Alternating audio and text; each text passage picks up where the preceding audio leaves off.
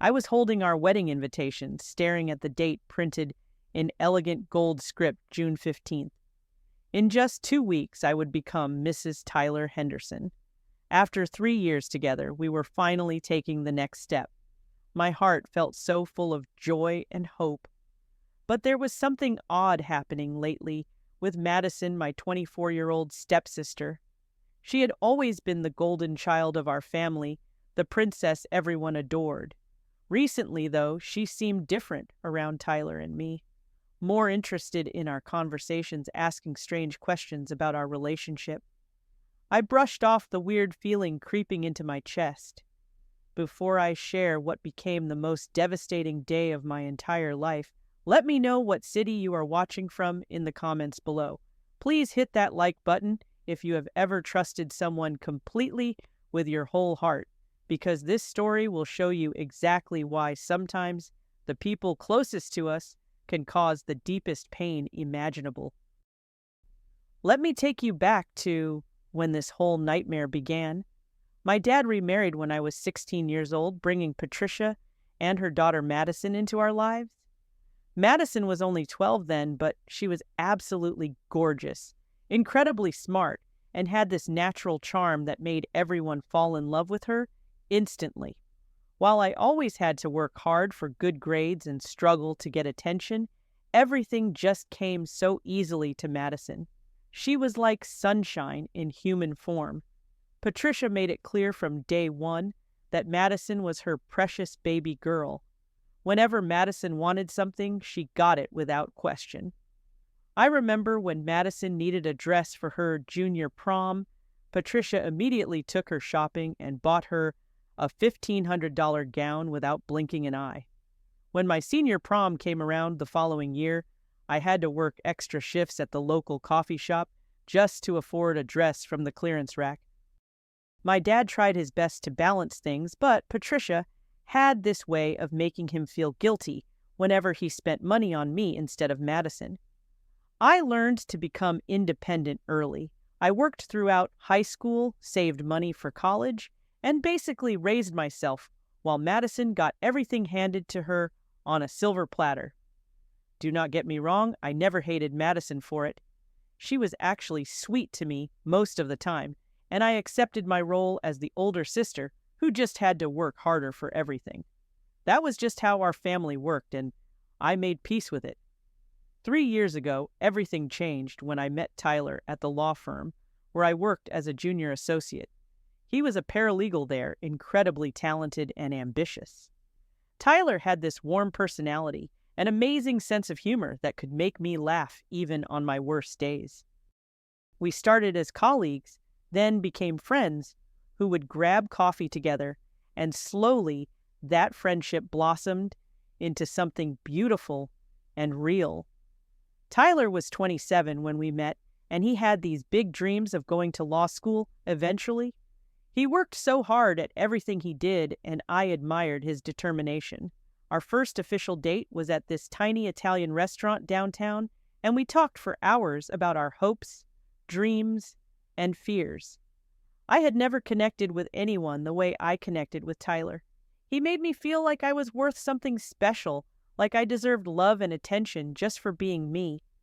As our relationship grew stronger, Tyler became a regular fixture at family dinners and holiday gatherings. Everyone in my family absolutely loved him. My dad appreciated Tyler's work ethic and goals, while Patricia thought he was charming and handsome. But Madison seemed especially fascinated by Tyler. She would ask me dozens of questions about him constantly. What did he like to eat? What movies did he watch? What were his hobbies? At first, I thought it was sweet that my little sister was taking such an interest in my happiness. When Tyler proposed to me last December at our favorite restaurant, I felt like my entire world had finally fallen into place. He got down on one knee, right there beside our usual table, and I cried happy tears as he slipped the most beautiful diamond ring onto my finger. For once in my life, I had something that was completely and totally mine. Someone who chose me first, who loved me best, who saw me as their number one priority. Planning our June wedding became my favorite hobby. We booked the most gorgeous venue, a historic mansion with beautiful gardens. I found the perfect dress, a flowing white gown that made me feel like a princess. We spent weeks choosing the menu, selecting flowers, and creating our guest list of 200 friends and family members. Everything was falling into place perfectly.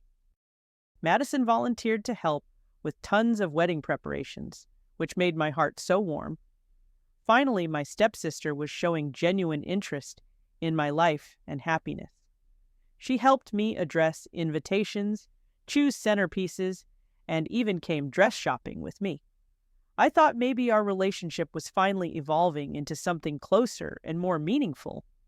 Maybe Madison was growing up and realizing that family meant more than just competing for attention. But looking back now, I realize Madison was not helping out of love. She was gathering intelligence. About 2 weeks before the wedding, I started noticing small changes in Tyler's behavior that made my stomach twist with worry. He became distracted during our conversations, always checking his phone and saying he had to work late more often than usual. Sometimes when we were watching movies together, he would get text messages and smile in this secretive way before quickly putting his phone face down on the coffee table.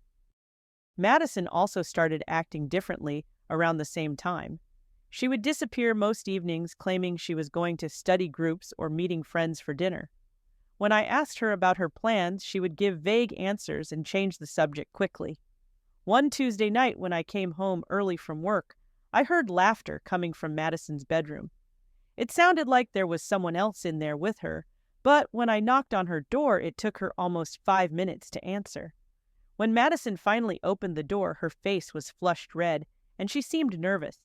Her hair looked messy, like she had been lying down, and she was wearing a different outfit than what she had on that morning. I asked if everything was okay, and she said she was just video chatting with friends from school. Something about her explanation did not sit right with me, but I decided not to push the issue because I did not want to seem like an overprotective older sister. Tyler started becoming more distant physically, too. He used to be so affectionate, always holding my hand, giving me random kisses and pulling me close when we watched television together. But during those final weeks before our wedding, he barely touched me at all. When I tried to initiate intimacy, he would say he was too stressed about work or too tired from long days at the office. He started sleeping on his side of the bed as far away from me as possible. I began questioning everything about myself. Was I being too clingy? Was I putting too much pressure on him about the wedding? Maybe all grooms got nervous before their big day and needed space to process their feelings. I tried to convince myself that Tyler's behavior was completely normal and that I was just being overly sensitive because I was stressed about wedding preparations. The Saturday before our wedding, I decided to surprise Tyler with a special dinner at our apartment. I left work early, stopped by the grocery store, and bought ingredients to make his favorite meal, grilled salmon with garlic mashed potatoes. I wanted to remind him why we fell in love and help him relax before our big week ahead. I felt excited as I drove to his office building, planning to pick him up and bring him home for our romantic evening together. When I arrived at Tyler's office building at 7 o'clock, the security guard told me that Tyler had left around 5 o'clock that afternoon. I felt confused because Tyler had specifically told me that morning he would be working until at least 8 o'clock on a very important case. I called his cell phone, and he answered after several rings, speaking in a hushed voice. He said he was in the middle of a crucial client meeting that could not be interrupted. But in the background of our phone call, I heard soft jazz music playing the kind they play at restaurants and bars. It definitely did not sound like any law office conference room I had ever been in. When I pointed this out, Tyler quickly said the meeting was at a restaurant because the client preferred a more casual atmosphere for discussing sensitive legal matters. His explanation sounded reasonable enough, so I drove home to wait for him. I sat in our living room until 11 o'clock that night, keeping the dinner warm in the oven and trying to stay positive. When Tyler finally came home, he looked tired and stressed. He thanked me for making dinner, but said he was too exhausted to eat much. Around the same time, I heard the front door open downstairs as Madison returned home. She called out that she was back from her study group, which seemed to run pretty late for a Tuesday night. The next morning, I remembered that Madison did not have any classes on Tuesday evenings that would require study groups. Her schedule was printed on the refrigerator, and Tuesdays were completely free. That small detail stuck in my mind like a splinter, making me feel uneasy every time I thought about it. Something was definitely not adding up, but I could not figure out what exactly was wrong. Thursday of that week, I made a decision that would change everything. I left my office at 4:30 in the afternoon and drove home, parking my car down the street where I could see our house without being noticed. I felt ridiculous for spying on my own family, but my instincts were screaming that something terrible was happening right under my nose. At 6:30, Tyler's silver Honda pulled into our driveway. I watched through my windshield as Madison came running out of the house wearing a flowing sundress I had never seen before. She jumped into Tyler's passenger seat, and before they drove away, I saw them kiss passionately. Not a friendly peck on the cheek, but a deep romantic kiss between two people who were clearly in love with each other. I sat frozen in my car for 20 minutes, unable to move or think clearly. My brain could not process what my eyes had just witnessed. This had to be some kind of mistake. Maybe Tyler was just comforting Madison about something and I misunderstood what I saw, but deep in my heart I knew exactly what that kiss meant, and it made me feel sick to my stomach. I followed them to a small restaurant on the outskirts of town, staying far enough behind so they would not notice my car. Through the restaurant windows, I watched Tyler and Madison hold hands across their table, touch each other's faces tenderly, and gaze into each other's eyes like lovers do. Tyler stroked Madison's cheek the same way he used to touch my face when we first started dating. The intimacy between them was obvious and devastating. With shaking hands, I took several photos on my phone as evidence of what I was seeing. Then I drove home as fast as I could, arriving before they returned from their romantic dinner date. I pretended to be asleep when Tyler came to bed after midnight, but I laid awake all night staring at the ceiling and trying to figure out what to do with this horrible information. The night before our wedding, I decided I could not go through with the ceremony without confronting the truth first. Tyler was out at his bachelor party with his friends, so I knew I would have privacy to talk with Madison about what I had discovered. I waited until Patricia and my dad went to bed, then knocked softly on Madison's bedroom door, carrying the photos I had taken as evidence. Madison was sitting at her vanity table, brushing her long blonde hair and humming quietly to herself. She looked so young and innocent in her pink silk pajamas, and for a moment I almost could not believe she was capable of betraying me so completely. When I showed her the photos on my phone, her face went completely pale and her hands started trembling. At first, Madison tried to deny everything, claiming the photos were taken out of context or that I was misunderstanding an innocent situation. But when I pressed her for details about where she had been Tuesday night, her story started falling apart quickly. Finally, she broke down crying and admitted that she had been having an affair with Tyler for the past 6 months. Through her tears, Madison told me that she had fallen in love with Tyler the very first time she met him 3 years ago.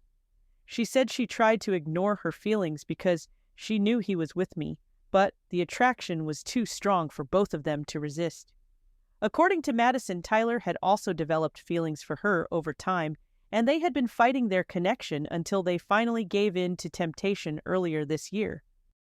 "Elena, I am so sorry, but I love him." Madison sobbed, mascara running down her cheeks. "And he loves me too. We tried to stop ourselves, but love cannot be controlled or forced. Tyler chose me not because he wanted to hurt you, but because what we have together is real and powerful and undeniable." Just as Madison finished her confession, I heard the front door opened downstairs. Patricia and my dad had heard our voices and came to see what was happening. Patricia immediately rushed to comfort Madison, wrapping her arms around her daughter and shooting angry looks in my direction, as if somehow this whole situation was my fault for upsetting her precious baby girl. "Love is natural, Elena," Patricia said firmly. "No one can control who they fall in love with. Madison and Tyler did not plan for this to happen. Sometimes these things just occur, and we have to accept them gracefully instead of creating drama and conflict." My dad stood in the doorway looking absolutely stunned and heartbroken. He kept running his hands through his hair and asking how this could have happened under our roof without anyone noticing. I could see the guilt in his eyes, knowing that he had failed to protect me from this betrayal happening in our own family. I immediately called Tyler and demanded that he come to the house right away. When he arrived 30 minutes later, still smelling like beer from his bachelor party, I confronted him with everything Madison had told me. Tyler looked defeated and ashamed, but he did not try to deny the affair or make excuses for his behavior. "Elena, I am deeply sorry for hurting you this way." Tyler said, his voice barely above a whisper. "But Madison is telling the truth. I do love her, and I have been struggling with these feelings for months. I tried to fight them because I knew it would destroy you, but I cannot marry someone when I am in love with someone else. That would not be fair to any of us." Tyler explained that he had been planning to call off the wedding for weeks, but could not find the courage to break my heart. He said the guilt was eating him alive, and he knew he had to be honest before we made a terrible mistake by getting married when his heart belonged to someone else. In his mind, he was actually being noble by stopping the wedding before it was too late. I felt like my entire world was crashing down around me. In less than 12 hours, 200 guests would be arriving at the church expecting to witness my fairy tale wedding. My dress was hanging in the closet, the flowers were ordered, the cake was decorated, and the honeymoon was booked. Everything was perfect except for the fact that my groom was in love with my stepsister. Patricia suggested that we postpone the wedding to give everyone time to process their emotions and figure out the best way to handle this complicated situation. She spoke as if this was just a minor bump in the road that could be worked out with a little patience and understanding. She seemed to think that eventually I would come around and accept that Madison and Tyler belonged together. But I knew there was no coming back from this betrayal. I barely slept that night, alternating between crying and staring at the ceiling while trying to figure out how to handle the most humiliating day of my life. At 7 o'clock Saturday morning, I got up to take a shower and prepare myself for the horrible task of canceling my wedding. When I went downstairs to make coffee, I discovered that Madison had packed up all of her belongings and disappeared from the house. On the kitchen counter, I found a handwritten note from Madison. "Elena, Tyler, and I have decided to leave town together so we can start fresh somewhere new. I know you hate me right now, and I understand why. But I hope someday you will forgive me and realize that I never meant for any of this to hurt you. I love Tyler with all my heart, and I believe we are meant to be together. I hope you can find happiness too." I called Tyler immediately, but his phone number was no longer in service. When I drove to his apartment, I found it completely empty. Tyler had packed up his entire life and disappeared with Madison in the middle of the night, just hours before our wedding ceremony was scheduled to begin. At 9 o'clock, guests started arriving at the church, dressed in their finest clothes and carrying wedding gifts. I had to stand at the altar and announce to 200 people that there would be no wedding because my fiancé had run away with my stepsister. The shame and embarrassment I felt in that moment was unlike anything I had ever experienced in my entire life. Some guests were supportive and understanding, offering hugs and words of comfort. Others seemed shocked and confused, whispering among themselves about how something like this could happen. A few people actually seemed entertained by the drama, treating my devastation like it was some kind of soap opera storyline for their amusement. Patricia stood by her decision to support Madison, telling anyone who would listen that her daughter was just following her heart and that true love could not be denied. She said she would never turn her back on Madison no matter what anyone else thought about the situation. Patricia made it clear that she expected our family to eventually welcome Madison and Tyler back with open arms when they were ready to return. That day, I realized that I was completely alone in my own family. No one was standing up for me or defending my right to feel betrayed and heartbroken. Everyone seemed more concerned with making excuses for Madison and Tyler than acknowledging the pain they had caused me. I felt like I was drowning in a sea of people who should have loved and protected me but chose not to. The first 3 months after my non-wedding were the darkest period of my entire life. I took temporary leave from my job because I could not concentrate on anything legal related without breaking down crying. I barely ate, rarely showered, and spent most days in my pajamas watching mindless television shows while trying to forget about the life I had planned with Tyler. My best friend from college, Sarah, flew in from Chicago to stay with me during those awful first weeks. She helped me return all the wedding gifts, cancel the honeymoon reservations, and deal with all the practical matters I was too depressed to handle myself. Sarah also encouraged me to start seeing a therapist, which turned out to be one of the best decisions I ever made. Dr. Martinez helped me understand that Madison and Tyler's betrayal said nothing about my worth as a person and everything about their character and moral failings. Through therapy, I learned to stop blaming myself for not being enough to keep Tyler faithful. I also began to recognize the toxic family dynamics that had shaped my entire childhood and young adulthood. After 6 months of healing work, I made the difficult decision to move out of my family home and into my own apartment across town.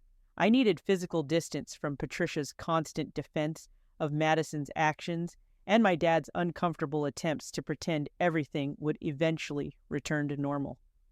Living independently felt scary at first, but it also felt incredibly freeing. I threw myself into rediscovering who I was as an individual person, separate from my role as the family scapegoat and Madison's less favored older sister. I started taking painting classes at the community center and discovered that I had actual artistic talent that no one in my family had ever noticed or encouraged. I also began practicing yoga, which helped me find inner peace and physical strength I never knew I possessed. When I returned to work after my leave, my boss was amazingly supportive and understanding about everything I had been through.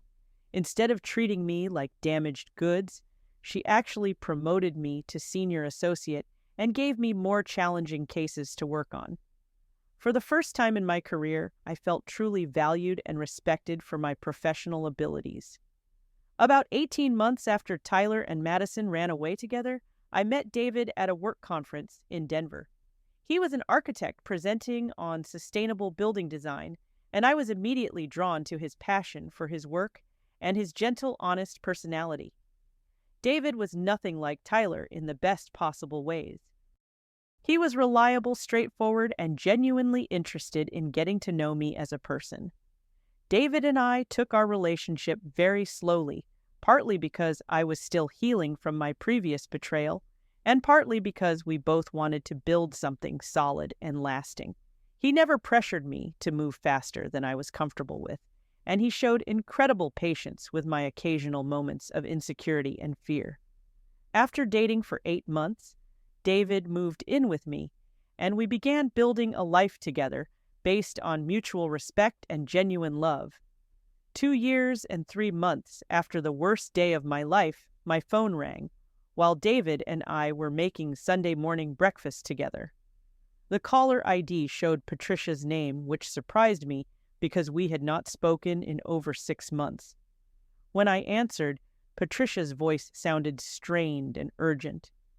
"Elena Madison is back home and she needs our family's help," Patricia said without any greeting or small talk.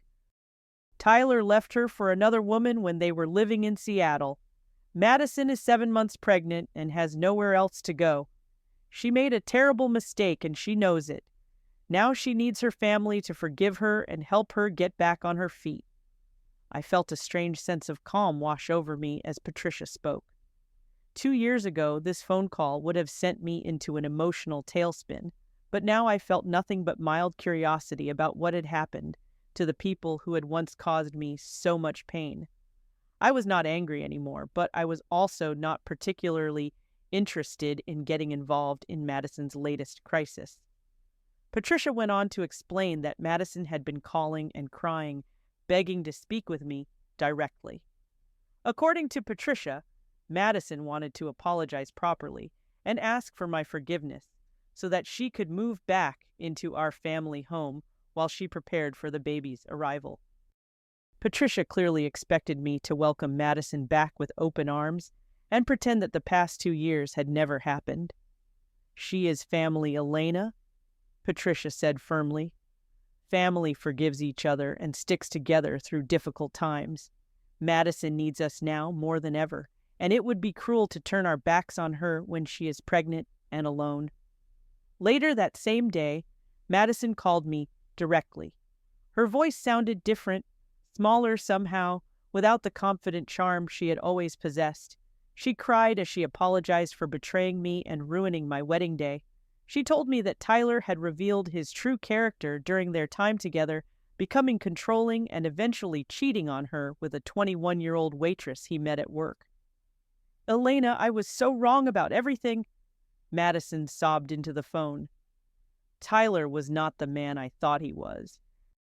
He told me that I was just a temporary distraction and that you were the one he should have married because you were more stable and mature. He said he never loved me the way he loved you and that I was just a silly mistake." Madison explained that Tyler had abandoned her in Seattle when she refused to get an abortion, leaving her with no money, no job, and no way to support herself or the baby she was carrying.